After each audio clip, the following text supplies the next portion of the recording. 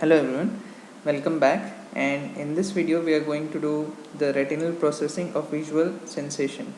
In the previous videos we have already done the optics of vision, the refractive errors, but this neurophysiology of vision is another aspect of physiology of vision.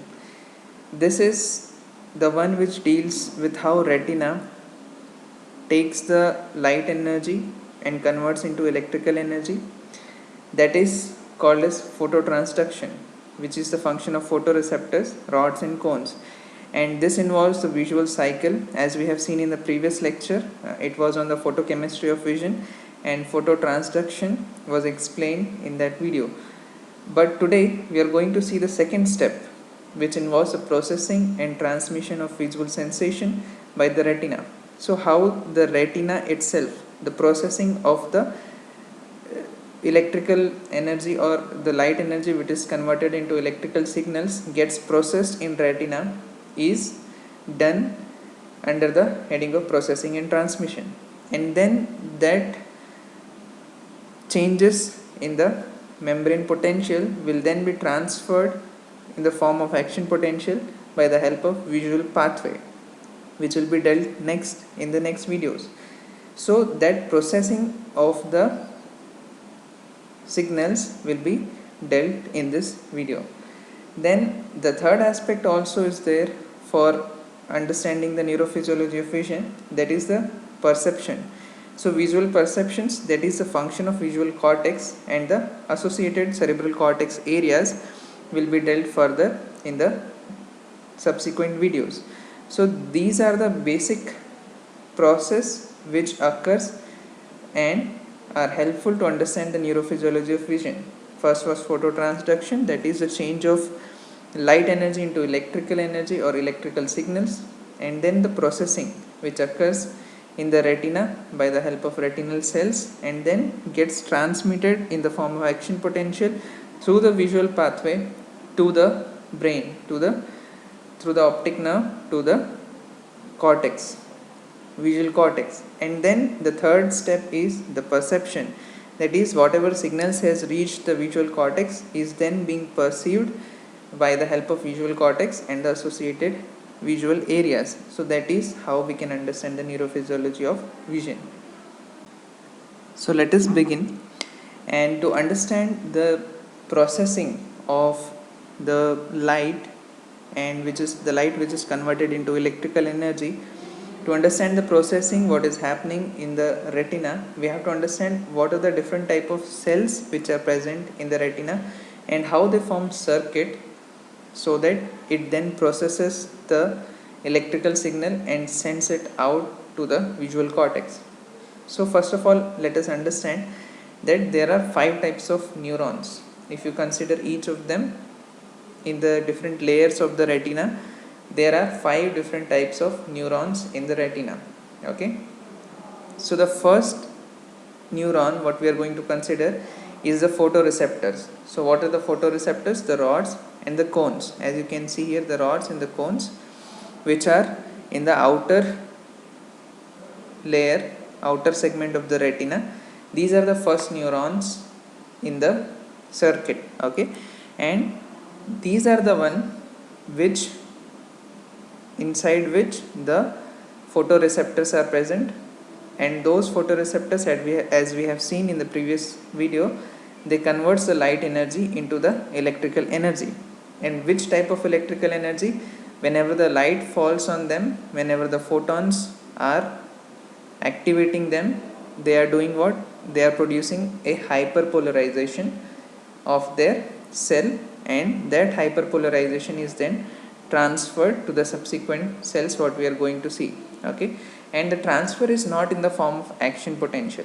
Very important to remember that the transfer of electrical energy in these circuits are not going to occur with the help of action potential. It is going to occur with the help of electrotonic conduction or the graded potential. Okay, so it will not be an action potential, it will be a graded potential. And as we have seen that rods and cones, when they gets activated, they get hyperpolarized instead of depolarization. So that is one of the change what is different from the other type of receptors. All other types of receptors tend to depolarize, whereas the light receptors tend to hyperpolarize when the stimulus is given. So then we will see how the hyperpolarization is going to help to produce the action potential in the final cells output pathway. Okay, so the second cell which will come is the bipolar cells. As you can see, the bipolar cells are these blue colored cells, and the function of the bipolar cell is to conduct the signal from the rods and cones to the ganglionic cells or to the amacrine cells. Okay, so bipolar cells are the conductor of the signal from the rods and cones to the amacrine cells or directly to the ganglion cells. Now coming to the ganglion cells, these are the cells which are the ultimate pathway whose axons are very long and forms the optic nerve. Okay, as you can see here, the axons of the ganglion cells forms the optic nerve, and this is the one, since the distance to be traveled, the electrical energy or the membrane potential has to travel a long distance, it has to travel in the form of action potential. That is why this ganglion cell is the one which ultimately produced action potential. But the previous, all of the other cells will not be producing action potential. Occasionally amacrine cell can be seen as producing action potential, but its importance is not known. But most of the time amacrine cells, bipolar cells, the horizontal cells and the photoreceptors, that is the rods and cones, all of them produces the graded potential. Only the ganglion cell produces the action potential, which will be then carried by the axon through the optic nerve to the visual cortex. Okay, so that is the ganglion cell. Now coming to the cells which are spreading laterally, as you can see, these cells were directly, which was vertical connections. As you can see, rods and cones have a vertical connections, bipolar cell and the ganglion cell, but there are certain cells which have the lateral connections. Okay, as you can see, the first type of that cell is horizontal cell. Okay, so what does horizontal cell does? Horizontal cell, one thing to remember, is always inhibitory. Okay, so it is always inhibitory. If the rods and cones stimulates or excites the horizontal cells, it inhibits the cells in contact with the horizontal cells. Okay, so horizontal cells is always inhibitory, and it is helpful for the lateral inhibition. Okay, or lateral information flow, lateral inhibition.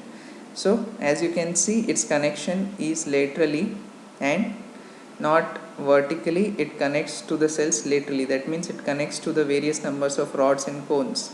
Okay, so this is the function of horizontal cell. As we will see in the subsequent slides what is the actual function of horizontal cell, we will understand it. Now coming to the amacrine cells. Amacrine cells is also a kind of cells which have lateral connections. As you can see, it is connecting to several number of ganglionic cells, and it is another method. The amacrine cell is also another method of lateral inhibition and contrast of the signals to produce the contrast of the signal. So that is the function of amacrine cells. It flows the information laterally, and it also takes part in the direct flow in another circuit, as we will see. So these are the cells and their particular functions. Okay, so let us begin with the first type of cells which we have seen in our circuit, that is the rods and cones. Okay, those are the photoreceptors, and we have discussed the phototransduction in the previous lecture, and little facts are there to be considered before we go to the retinal processing of the signal. So the photoreceptors, rods and cones acts differently. Alright, the rods are more sensitive towards the light, whereas the visual resolution, the spatial resolution is minimum in rods, whereas cones, they are less sensitive towards light. when we say less sensitive, the more number of photons are required. They are not active under the dim light. Okay, the more number of photons are required for the cones to get activated. But the advantage of cones is the spatial resolution. The visual resolution of the image is very high if it is being seen by the help of cones. Okay, so that is the difference between rods and cones. Rods are more sensitive towards lights, but the resolution is less, and cones are less sensitive towards lights because they require more light to activate them. And the advantage of cones is that they have high resolution. So as you can see, the range of luminance value over which the visual system is working, that is, you can see the scotopic vision. Okay, so something called scotopic vision, and under this scotopic vision only the rods are working. Okay, and no cones will respond to this dim light. Alright, and the cones threshold starts here, and as the light increases to the starlight or to the moonlight, the cones start to contribute to the rods for the visual sensation. And in this area, which is called as mesopic vision, the rods and cones both are working, but the cones are not getting enough light to create a clear resolution image.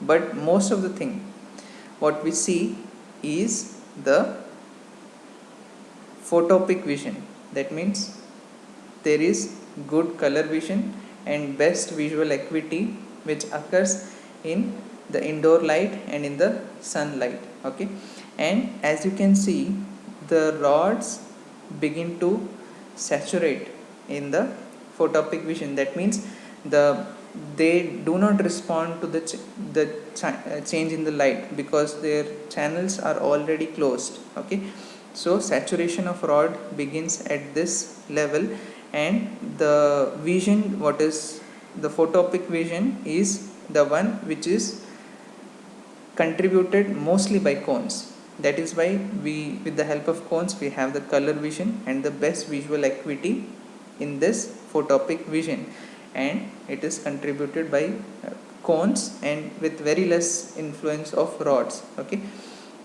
so this is the complete picture of luminance. At which luminance which of the receptors are working most. So when you say scotopic, only rods are working. Mesopic, both rods and cones. And photopic, which is, as you can see in the indoor lights and the sunlight, the cone is the one which is responsible for the best acuity and color vision. And one more thing is that, as you will see regarding fovea and the peripheral vision, what we can see here is the fovea. As you can see here, the fovea, the foveal region, and see the amount of cones which is present in the foveal region. The cones are smaller. As you can see, the green receptor, the green circles are the cones. They are smaller as compared to the cones which are present in the periphery, and they are large in number. So the vision is very much, the light which are falling in the fovea is having the highest resolution and can be having a very clear image. Visual acuity is high for the light which is falling on the fovea, and that is the reason why when you want to read something, you have to keep your eye so that the light which is coming from the words are falling directly on the fovea, and the words which are beside them are not at focus. They are not falling on the fovea, they are falling on the peripheral retina, and that is why they are not clearly seen. So as to read from word to word, you have to keep your eye moving from one word to another word. So that gives us the importance of the light falling on fovea. It gives us the clear image, the higher resolution image which is produced in fovea, and the reason of that is, as you can see, the number of cones which contribute to the high visual resolution.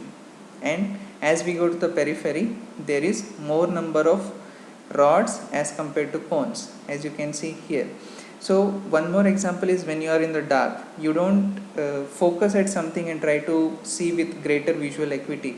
You just try to see in the dark with the help of your peripheral vision, and that is how you will activate more and more rods will contribute to your vision, and that is what happens in the dark light. So that is the importance of fovea, the importance of receptors present in fovea and in the peripheral retina. Okay, so now let us understand the pathways which are coming from cones and the rods. Okay, and when we differentiate between the pathways from the cones and the rods, it is because the cone is a new form of visual sensation which is in the more developed organisms, and the rods are an old form of visual processing which are present in the lower animals. So in this case, as you can see, the cones which were predominantly present in the fovea, this is the image, this is a diagram of the foveal region of the retina. Okay, and in this there is the system of only cones. Okay, so the cones, and from cones arise a pathway to the ganglion cells, and these ganglion cells forms the fibers which forms the optic nerve. So let us understand the pathway. So there is a direct pathway and something called the indirect lateral information processing. So what is direct pathway? That is from the cones directly to the ganglion cells.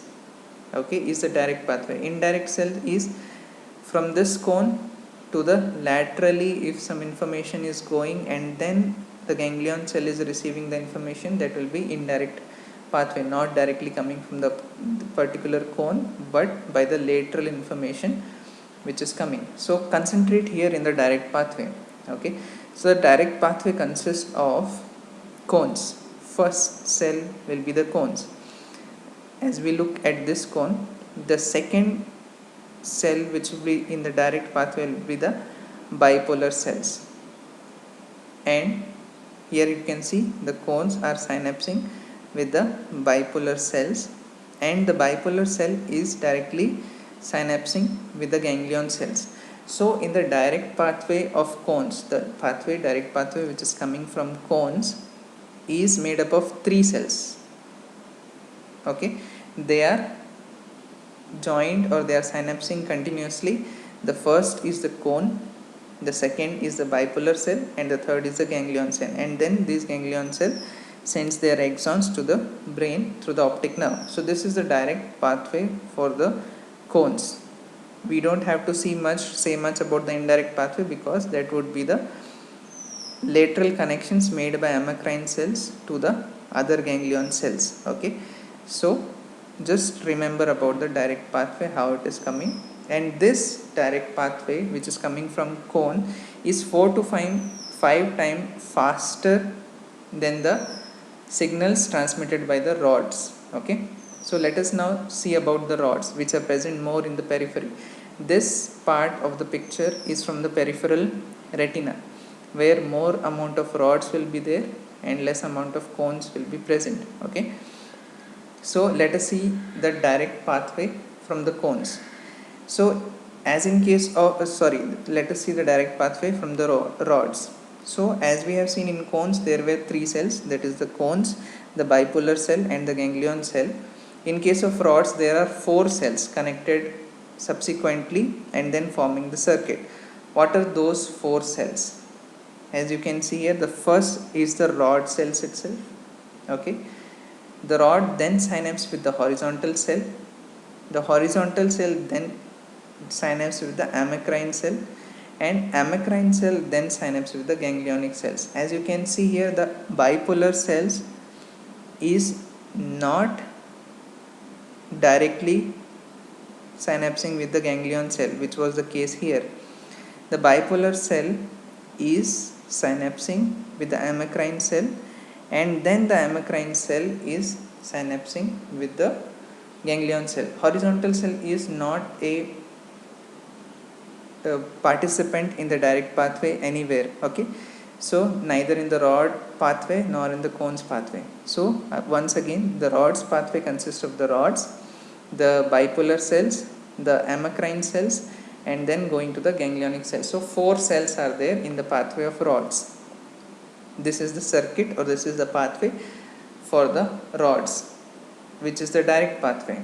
Okay, and as you can see, there are other types of pathway also, in which the signal is coming to the to the bipolar cell by both rods and cones. As you can see, by both rods and cones, the signal is coming to the horizontal cell, going directly to the ganglionic cell or through the amacrine cell also. So this is the one which is not exclusive of any one pathway, it is for the general vision. The ganglionic cell is receiving input from both rods and cones, not exclusively from rods, or not exclusively from cones, but from both rods and cones. So this type of circuit is also present in the retina, in the peripheral retina. Okay, so this is how the two types of pathways, the rods and the cones pathway, and various circuit arrangement is present in the retina, so to process the information in retina. Okay, so let us start with the first cell, first neuron in our circuit, that is our photoreceptor. What electrical activity does arise in the photoreceptor? As we have seen that due to the visual cycle, there is change in the electric potential in the photoreceptors, which will be then conveyed to the next level of cells, to the next cells in the circuit. So what happens is, when the light falls, and due to the visual cycle we have already seen that when in the resting state, let us consider first the resting state. In the resting state, the ongoing process is that the channels are open and potassium is continuously going outside and sodium is continuously coming inside, and by virtue of it there is always a negative potential. About minus 40 millivolt is the potential, and that current, which is higher than the resting membrane potential towards a depolarized region, that current is called as the dark current, because it is present when the rods and cones are not stimulated, and that flow of current is called the dark current, that is minus 40 millivolts. So what happens when the light falls and the visual cycle takes place? The transducin then closes the sodium channel, and because of the closure of the sodium channel, this cell gets hyperpolarized. Okay, so the effect of light, effect of photon falling on the photoreceptor is, it makes the photoreceptors hyperpolarized instead of depolarization as in case of other receptors. So hyperpolarization is the effect. All right, so when the dark current is present in the dark, what is happening is the cell buttons, the terminal buttons of the neurons are continuously secreting glutamate. The neurotransmitter here from the rods and cones are glutamate. So these will be continuously secreting glutamate.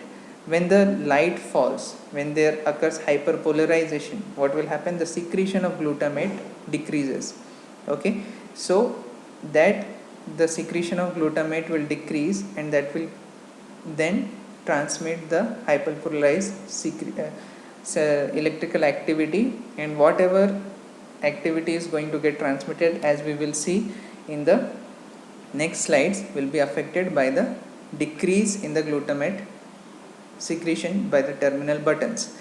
So once again, seeing it is, in the dark there is a dark current by the virtue of this channels, and because of the dark current there is continuous release of glutamate. As the light comes, the dark current stops because of the closure of the sodium channel, and this creates a hyperpolarization, which causes decrease in the secretion of glutamate. Okay, so that is the response of the first cell of our circuit, that is the rods and the cones. Now we know that the first cell, that is the rods and cones, when they are at rest or when they are in the dark situation, what is going to happen is they have a depolarized state to the minus 40 millivolt, and it is called as the dark current, which will result in continuous secretion of glutamate. On the other hand, if the rods and cones receives the light, the photons, they get hyperpolarized because the sodium channel closes, and they decrease the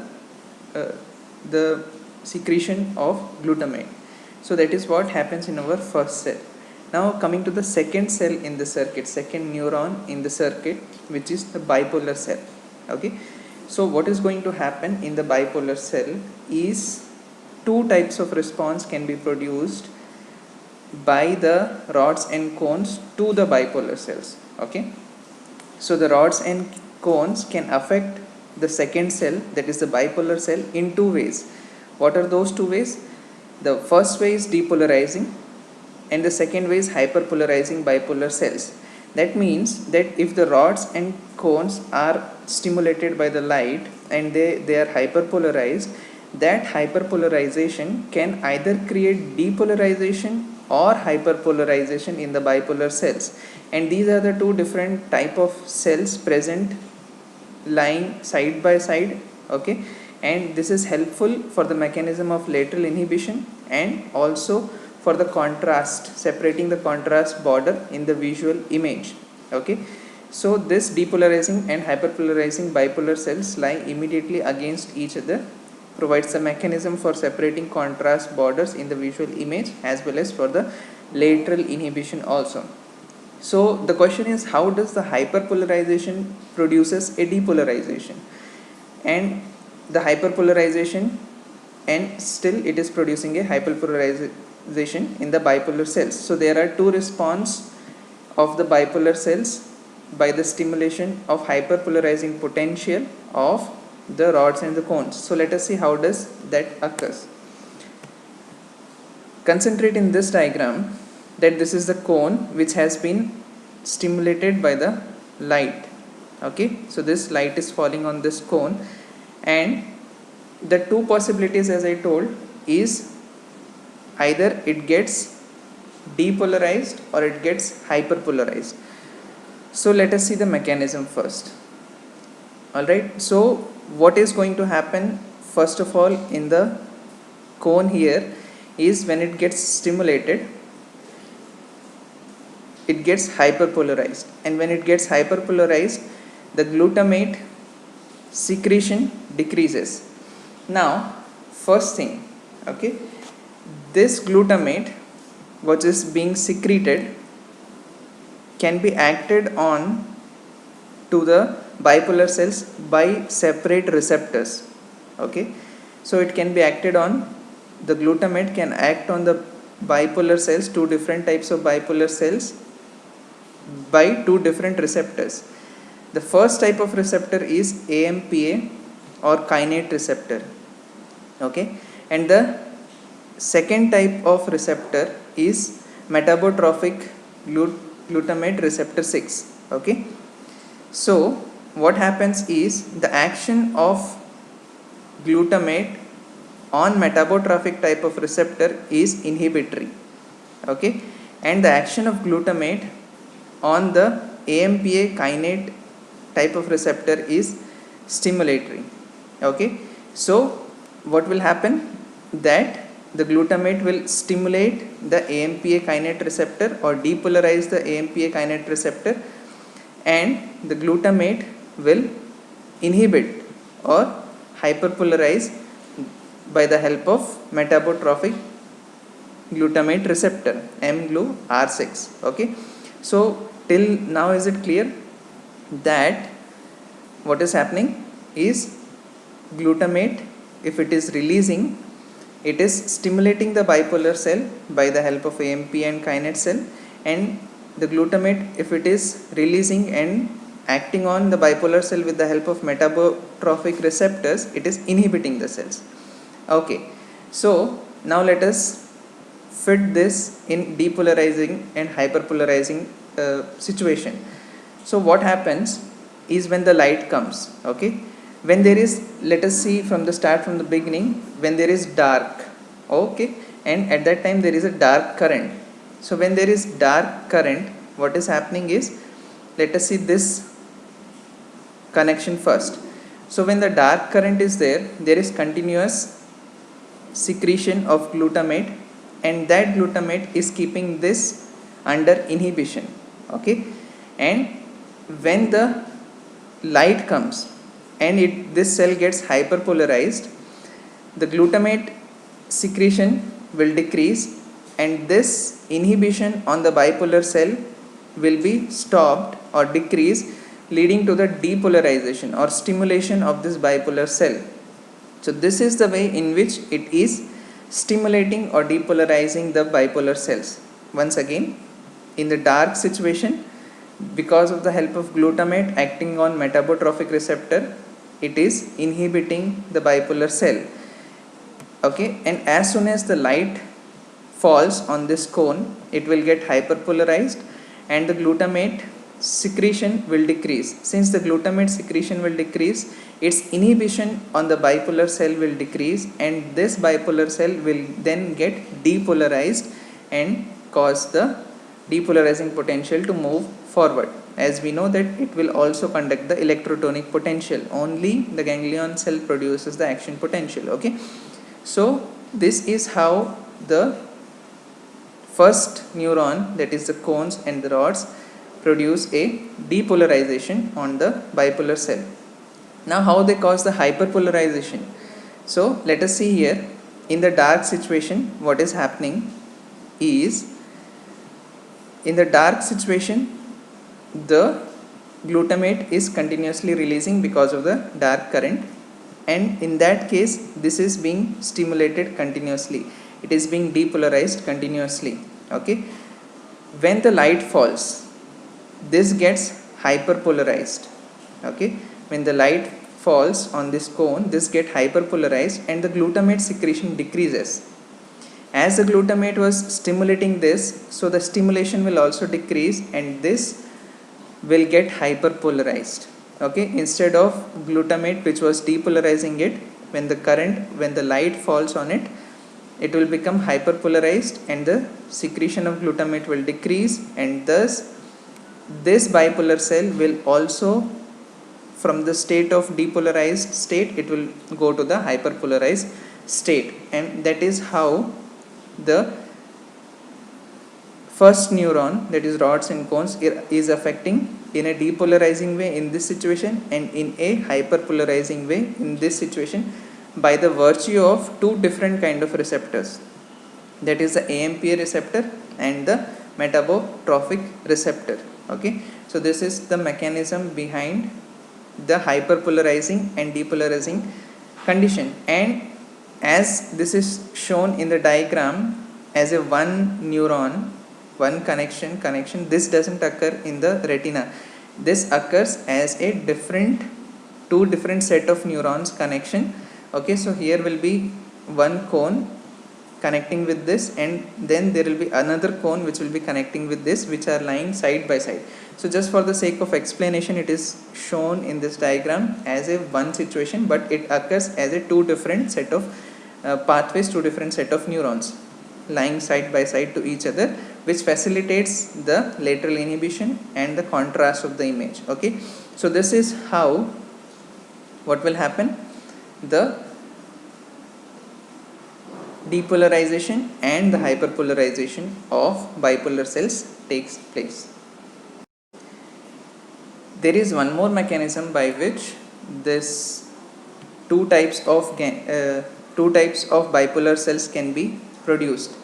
If we consider that there are only a single type of receptor on both the cells, still the hyperpolarizing and depolarizing set of bipolar cells can be produced by the help of adding an interneuron, that is the horizontal cells in between one of the pathway.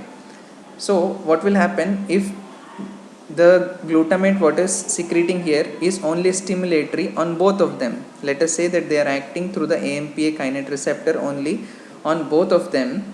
Then adding an interneuron will reverse the polarity of those stimulations which are being carried to the bipolar cells. How? So let us consider that if there is a cone here in the dark situation, and there is this one is the depolarizing bipolar cell. In that case, if we add one horizontal cell here, interneuron here, what will happen is, in the dark situation, what is going to happen is this glutamate will be releasing, and it will cause the stimulation of interneuron, and that interneuron will be inhibiting the bipolar cells. Okay, and when the light falls on it, as the light falls on it, the glutamate secretion will decrease, and its stimulation of interneuron will decrease, and the inhibition of that interneuron on this bipolar cell will decrease, thus causing the depolarization of the bipolar cell. So that is how the depolarization can take place in this bipolar cell, just by adding one inhibitory interneuron like horizontal cells. On the other hand, in this case, there could be a direct connection between the cone and the bipolar cell. So what will happen in case of dark, there will be direct stimulation and this will be depolarized. In case of light, when it lights falls, the glutamate secretion will decrease, and since the glutamate secretion will decrease, this will also come from the state of depolarization to a hyperpolarization, thus producing the hyperpolarizing response of the bipolar cells. So there can be two possibilities, either addition of an interneuron here, or the second possibility is the receptors, the AMPA receptor and the metabotrophic receptors, which acts differently for a different response in two sets of pathway. Now in the previous discussion, we have already seen that the rods and the cones can either depolarize or hyperpolarize the next or the subsequent cell, that is the bipolar cells. In the same way, there is a functional neuron which is present in the outer plexiform layer, that is the horizontal cell, and the main function of this horizontal cell is to get the lateral inhibition, which is to enhance the visual contrast. So as we have seen that horizontal cells are present in the outer plexiform layer, and they receives their stimulus from the rods and the cones, and they inhibit the lateral cells. Their axons extend laterally and they transmit the signal to the cells which are present laterally, so as to perform the function of lateral inhibition and to enhance the visual contrast. It is same in case of other sensations also, like in case of temperature sensation, in case of touch sensation, the lateral inhibition facilitates the perception of the contrast, that is the difference between hot and cold. When we dip our hands in the cold water, we can feel the temperature most at the junction between the cold and the warm temperature. So that is how the lateral inhibition facilitates the sensation.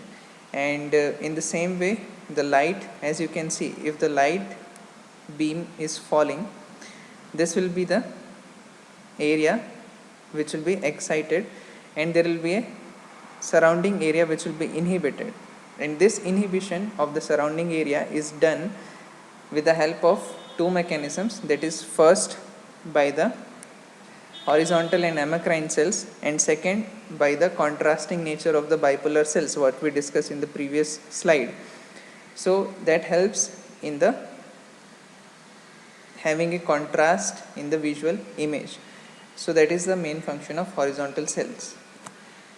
Now coming to the amacrine cells, which are also present in the inner plexiform layer. Okay, and there are different types of amacrine cells which have been found, and there are different functions for them, for each different type of amacrine cells. So as we have seen previously that amacrine cells forms the one of the component of the direct pathway of rods. That is, when we consider the pathway for the rods, it was coming from the rods to the bipolar cells to amacrine cells and then to the ganglionic cells. Whereas when we discussed about the cone, the amacrine cell was not present in the direct pathway. For the cones, the pathway was the rods and then the bipolar cell and then the ganglionic cell. So that was the pathway. So amacrine cell function as a direct pathway for rod vision. Apart from that, it has various other properties also. That is, some types of amacrine cells respond strongly at the onset of continuing visual signal. Okay, so whenever the onset is there, whenever the light falls on that, the onset of that, the amacrine cells responds strongly to that. And another type of amacrine cells respond strongly to the offset of the visual signal. Another type of amacrine cells is influenced by the change in illumination. So as the illumination, if as we have seen in case of the photopic vision, the scotopic vision and mesopic vision, as the illumination changes, the response of amacrine cells is there changed for the change of illumination. So that is one type of amacrine cells. And another type of amacrine cells detect the movement of spot across the retina in a specific direction. So these are the functions attributed to amacrine cells, and that is how amacrine cells helps for the vision. Now coming to the last cell, and it is the most important cell because it is the one which conveys the action potential from the retina to the visual cortex. And to understand this cell is it's all about understanding the visual field in the retina. So how does the rods and cones are arranged, and how many rods and cones give signal to one ganglionic cell, and then that ganglionic cell is going to send the signal to the visual cortex. So it is the ultimate pathway or ultimate output from the retina to the visual cortex, and it comprises of a certain degree of visual field. So that is what is the importance of understanding the retinal ganglion cells. And the ganglion cells are divided into various types. First classification is W, X and Y cells. The W cells are the one which are from the peripheral retina. The W type of ganglionic cells are arising from the peripheral vision, peripheral retina, and they are connected to the rods, and the signals are coming with the help of bipolar cells and the amacrine cells to the ganglionic cells, to the ganglion cells. And these are responsible mostly for the vision in the dark, the W type of ganglions. Then comes the X type of ganglions. So these are present having one-on-one connection with the cones and are responsible for the visual acuity and color vision. So the X type of the ganglions are arising from the individual cones, one-on-one connection with the cones, and are responsible for color vision as well as the higher resolution pictures, higher resolution image and visual acuity. Last comes the Y cells. So Y cells, Y type of ganglionic cells, they receive information from a wide area of retina, and they are the fastest type of ganglionic cells, fastest type of neurons which are coming from the ganglion, from the retina, and this tells to the brain about the change in the visual image. So if there is a rapid change in the visual image, that is conveyed by the Y type of ganglion cells from the retina to the visual cortex. So that are the three different types of cells and their visual fields. W is from peripheral retina, X is from the fovea and other cones, and Y is from the wide area of the retina, that the information is going to the visual cortex by these ganglion cells. Another classification is P and M cells classification. So in this type, the P is the parvocellular ganglion and M is the magnocellular ganglionic type of cells. So what is happening here is the P type, the parvocellular type, arises from the retina and goes and synapse in the parvocellular layer of the lateral geniculate body which we have seen in the thalamus. Okay, and from there it is relayed to the visual cortex. And the M cells, the magnocellular ganglionic cells, they also arises from the retina and goes to the magnocellular layer of the lateral geniculate body in the thalamus, and from there they are relayed to the visual cortex. There are certain properties of P cells and M cells, the parvocellular cells and M cells. The respective field of the P cells are much smaller than they are for M cells. That means P cells, one thing to understand is the P cells are from the center of the retina, okay, and it is arising from the center of the retina, responsible for visual acuity, and M cells are arising from the periphery of the retina, and they are responsible for more sensitivity to lights and more dark vision rather than the P cells which are more towards the color vision. Okay, so the fields of P cells are much smaller than for the M cells. The P cells axons conduct impulse much more slowly than do the M cells. Okay, the response of the P cells to the stimuli, especially color stimuli, can be sustained. So the P cells are, again as we have seen, the visual acuity and the color vision, whereas the M cells are responding transiently. The P cells are generally sensitive to colors, whereas the M cells are not sensitive to colors, okay, because they are majorly contributor of the signal to the M type of ganglion cell is from the rods. Okay, the M cells are much more sensitive than the P cells because rod cells have they are converging. The impulses of so many rods are converging. That is why M cells are more sensitive and than the P cells. And they are more sensitive to low contrast. M cells are more sensitive to low contrast black and white stimuli. So these are the certain features of parvocellular and magnocellular ganglions. So this gives you a certain idea about how the ganglions has to be seen. So ganglions has to be seen as a respective visual field. The cells which are sensing from an area of the retina, and they are conveying the image to the thalamus, and from the thalamus to the brain.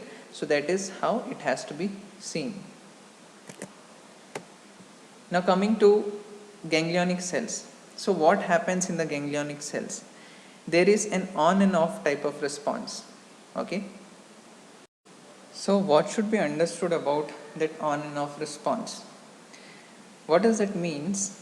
As you can see the two panels of cells, the number one, the pattern of discharge of one cell, and number two is the pattern of discharge of another cell.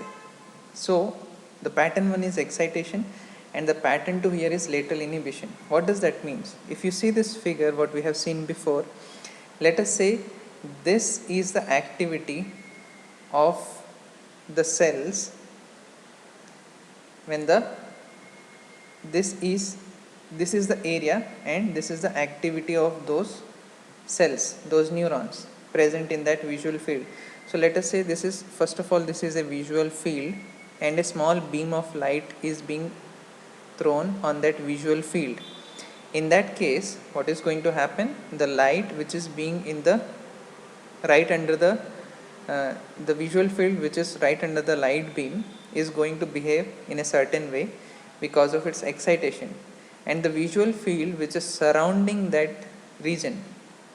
So these are the output of the ganglion cells, remember. Okay, so the reaction of the ganglion cells which are having the visual field of this area will be this, and the reaction of the ganglion cells whose visual field is the surround area of that particular area, the response of that ganglionic cells will be this.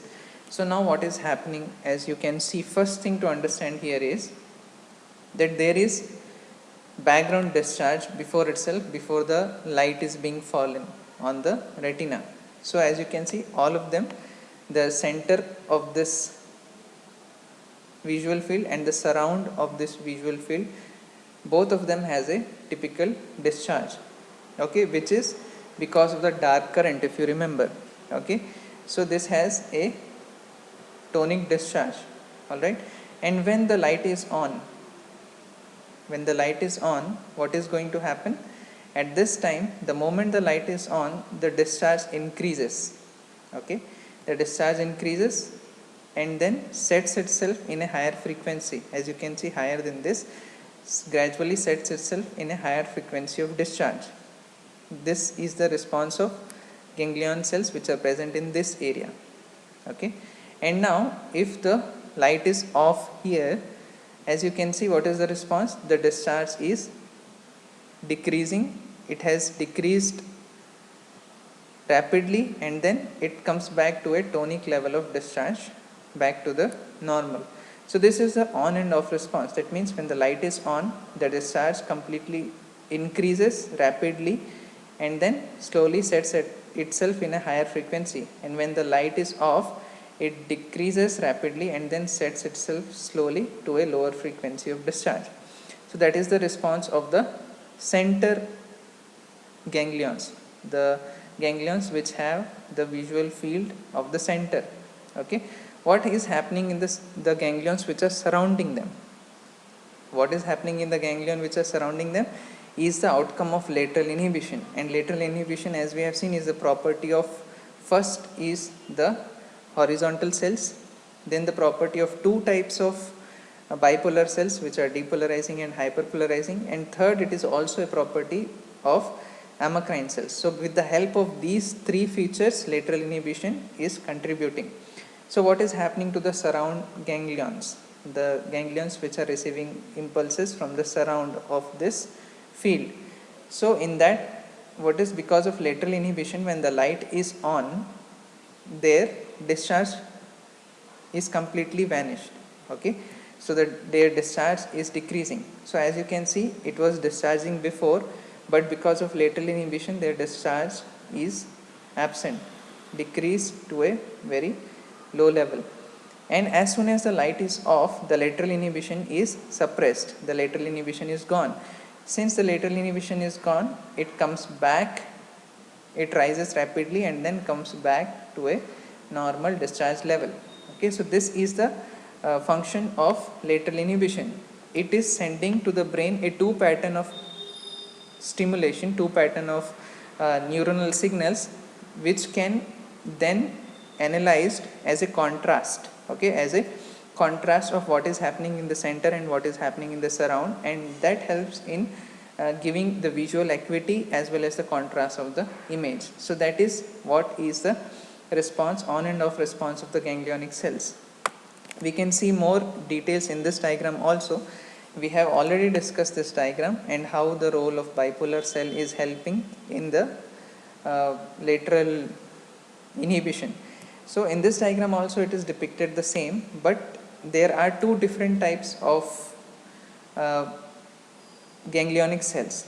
That is, first is called on center ganglionic cells and another type is called off center ganglionic cells. So these are, the mechanism in them is completely opposite. What is happening in on center?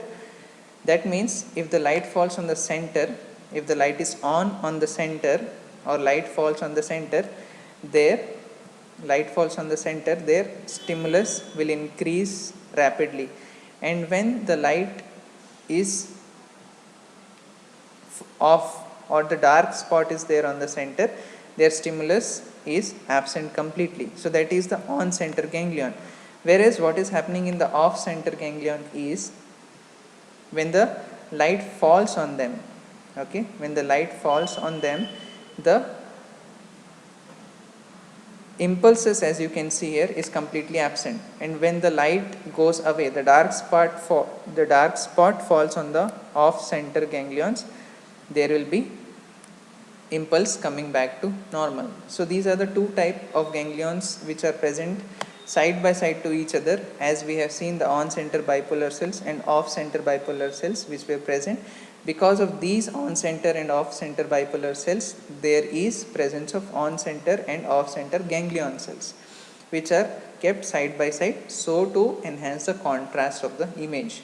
Okay, so this is the basic phenomena of the on center and off center, in which there is on response and off response. Okay, so on center and off center ganglions are two different type of ganglions which are present side by side, and each ganglions respond to on response and off response, as you've seen here. Okay, so that is what is to be understood in the ganglionic cells. Now coming to the last slide is the transmission of signal with the contrast. Okay, so again coming to the same diagram, with the contrast of the visual sensation is because of what? Because of lateral inhibition by horizontal cells, because of the two types of polarity of bipolar cells, because of amacrine cells. Okay, so this is the setup which helps. As you can see, if this is activated, okay, if this rod is activated and it is giving stimulation to this, the signal will go.